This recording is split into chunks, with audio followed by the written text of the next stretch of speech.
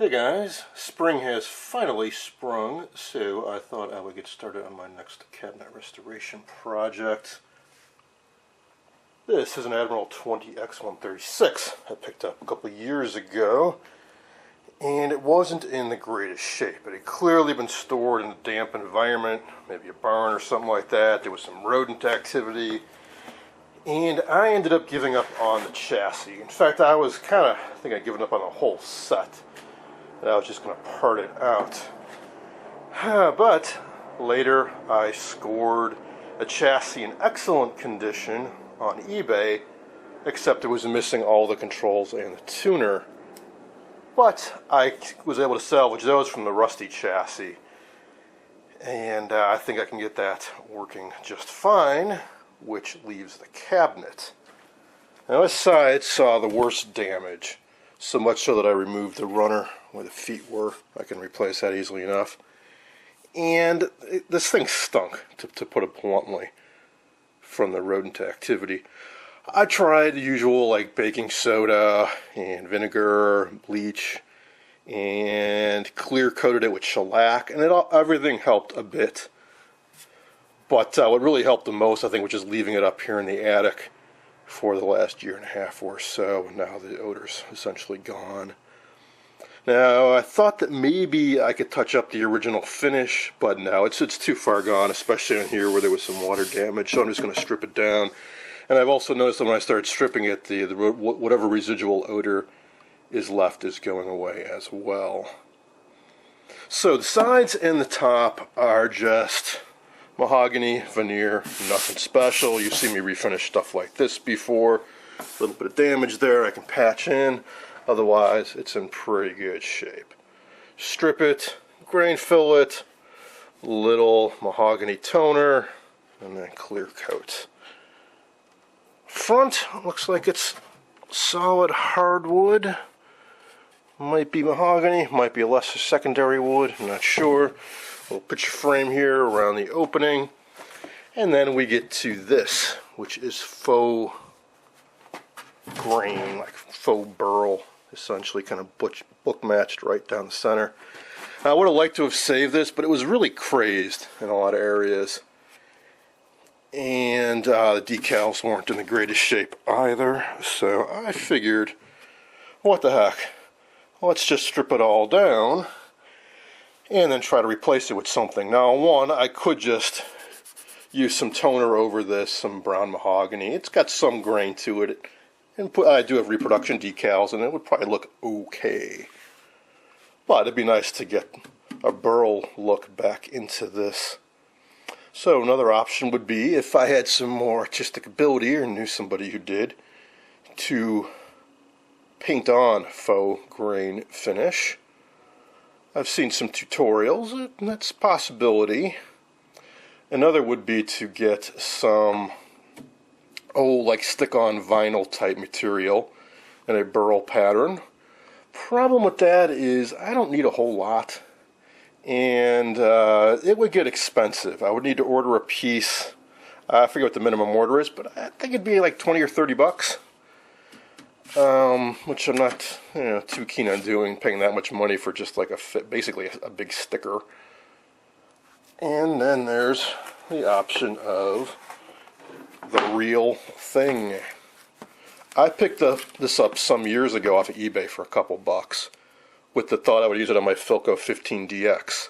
However, I later found some even better stuff that was like a crotch or butt veneer, which is much more appropriate for that Philco 15DX cabinet. That's what they used originally. It was not burled veneer. It was like, I believe it comes from like the crotch of a tree, whereas this is a real burl. Now burl's gotten really crazy expensive, but I don't really have anything else to use this on, so I figured, why not?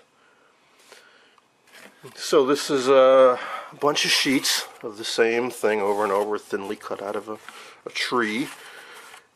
And it's quite wavy, but I do have something called veneer softener.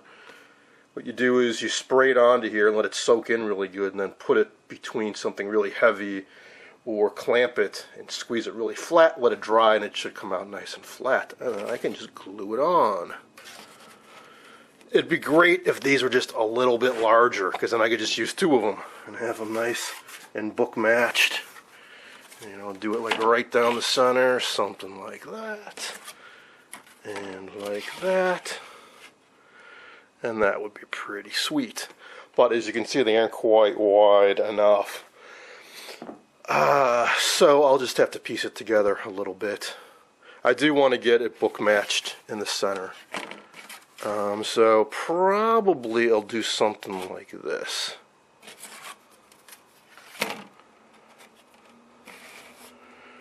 I got that right? Nope. I'll be like that. So I'm going to go in the long way. And then I'll just have to piece in a piece up here. I think that's the most efficient way to make the most use of this with a minimum amount of cuts and to get a nice book matched pattern. So I'll play around with these and find the nicest pattern. So that's kind of a neat effect. Or I can go with this, which I think might be more appropriate, closer to the original. Something like that would be kind of pretty, I think. And if I'm lucky, no, I won't. Well, yeah, sorry. I'll only need to use 2 sheets now that I think about it. I was going to say there won't be enough left on the edge to do this, but I'll have a big chunk cut out here, so I could take a piece from here, piece from here, dink, dink. So I still have a bunch of this left over for other projects. I think I got 8 sheets or so altogether. And I think that'll end. And here is the chassis. So like I said, I'm missing all the controls, tuner. What I suspect happened is somebody took the cabinet and repurposed it. Probably put a flat screen inside or something, or a picture, and removed these controls, probably mounted them to a board, glued it inside the cabinet so they could stick the knobs onto it even though they aren't functional anymore. But hey, at least they had the smarts to save the chassis and put it up on eBay. And it survived shipping, as did the picture tube, amazingly enough. It didn't cost all that much. And it's in excellent condition. No corrosion at all. It's just fantastic. Looks to be in pretty decent shape. This would have gone to speaker and field coil, which I do have. I did save it out of that cabinet, so that shouldn't be a problem. This little clip mechanism goes onto the strap, so it's a tensioner to hold the picture tube down. So I don't know anything about this chassis yet. I have not tried restoring it or anything, but I have enough of these I've parted out that I don't have any real concerns about it. I've got a couple spare power transformers. I basically have a spare of everything, so I'm very confident that I can get this to work just fine. So I think the bigger challenge is actually going to be the cabinet. Have not tried using burl veneer before, but I really hope that flattener will do the trick and get it nice and flat, and then I glue it down and refinish it in the traditional manner. First thing I need to do is finish stripping the cabinet. I want to use up some of these products I've got. So use some of this stuff, some of this. I've had really good luck with these. The only issue with them is not their stripping ability, which I think is great. It's removing the gooey gel residue. For that, I like to use this, which I could just strip it entirely with this, but you tend to go through a lot of it. And it's basically lacquer thinner and acetone, and you could mix those up yourself as well, 50-50. All of these work quite well to remove this, which is just lacquer. Comes off quite easily. First up, I want to finish off this bottle of citrus strip. Sat up in the attic all winter long, sub-zero conditions at points, but it seems to be just fine. Smear this around, let it sit for a little while, and scrape it off. And it's a good idea to wear gloves so you don't get this crud on your hands.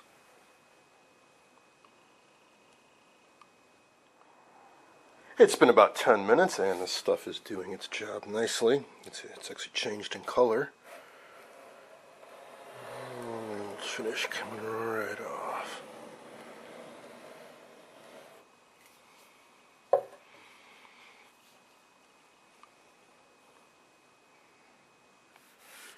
Alright, that takes care of the top. Now for the rest of the cabinet.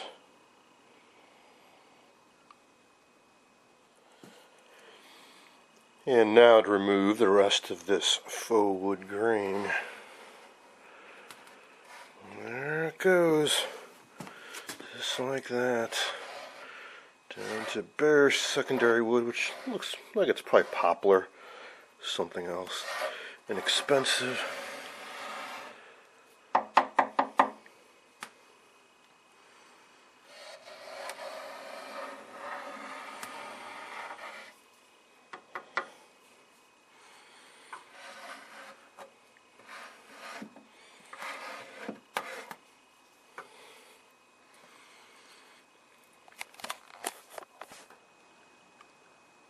Here's the cabinet, all stripped down. It's actually in pretty darn good condition. It's just a one little chip back here, repair, and a little ding up there. Put some wood filler on that, and start refinishing it.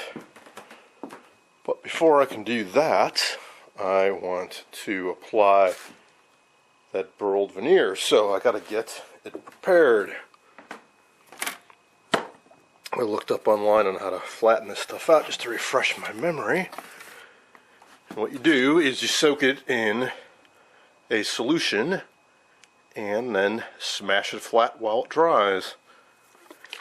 There are a number of recipes for making it yourself, but I picked up some of this a while ago. Hopefully it's still good. Fabric softener with a little bit of glycol, I think, or glycerin rather, and water basically. Brush it on, spray it on, slop it on, get it soaked that it becomes pliable instead of being so brittle. Put some absorbent sheet between the pieces of veneer, and then put it between two hard flat surfaces like melamine, or I'm going to use these aluminum plates, and then smash it, clamp it, squeeze it, whatever, while it dries. And they recommended checking, I think they said every 6 or 8 hours, to see if these sheets have become saturated, and then replace them. And you should take like a day or two to flatten out, and then you've got about a week where it will stay flat. So what you're doing is you're softening it up, flattening it, and then you want to glue it on to your project. The reason it would start wrinkling up again is the reason it's wrinkled in the first place, which is because this grain is so crazy. These twisted, contorted wood fibers expand and contract at different rates with moisture and temperature, and it gets all wavy. If you try to glue this down, you have a very difficult time when it's all wavy like that. So I want to get that going. And while that's flattening out, I will attempt to make these repairs. Once that's done, I want to seal this and then start applying grain filler. I like to seal it first because there is a tint to the grain filler, and if you put the grain filler right onto raw wood, it will absorb some of that color and get darker. When I opened up this bottle, the odor immediately reminded me of wood glue. And then I noticed on the back, they actually list the ingredients: tight bond, glue, denatured alcohol, glycerin, and water. And there are the instructions. So, apply liberally to both sides. I got that. Then it's just this press.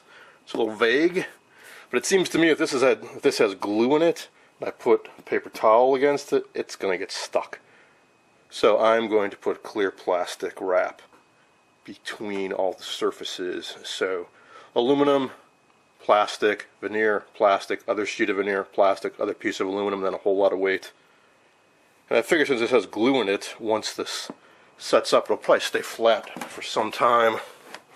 And notice now that this is soaked in, it's become rather pliable.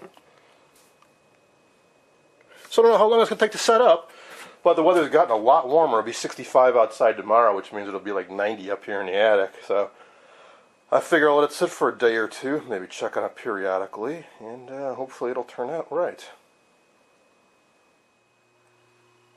I let those sheets of veneer stand on edge for about 10 minutes, which allowed the veneer softener to dry up a bit. Then I created my sandwich with these absorbent towels, and grabbed every clamp I had available. So we've got 8 spring clamps, 2 C clamps, and 2 wood clamps. Hope that'll do the trick. Now professionals would have a vacuum press that could apply considerable amount of force, but I'm hoping for just 2 sheets, 2 small sheets. This will be enough pressure to flatten them out. Here we are the next day. I just undid all the clamps and peeled off the first piece of paper toweling, and I think everything came out fine. Seems dry. Paper towel stuck a little bit, so I'll need both hands to get this off, and it's quite flat, so I think this was a success. I should mention that there are certainly alternatives to that burled walnut I used, and that are actually closer to the look they were going for with that faux finish, and fairly inexpensive, like this mahogany crotch veneer, $2.45 a sheet. And see how big they are. About 7 by 10, similar size to the burl I used, so probably 4 sheets of this I'd get. But if I didn't have that burl walnut on hand, I definitely would have gone with something like this. I just happened to have it, and that's why I used it. And once I tone it to be a more reddish color, I think it's going to actually look great. But I don't think that that was the only option out there. You can certainly get inexpensive, figured, interesting looking veneer.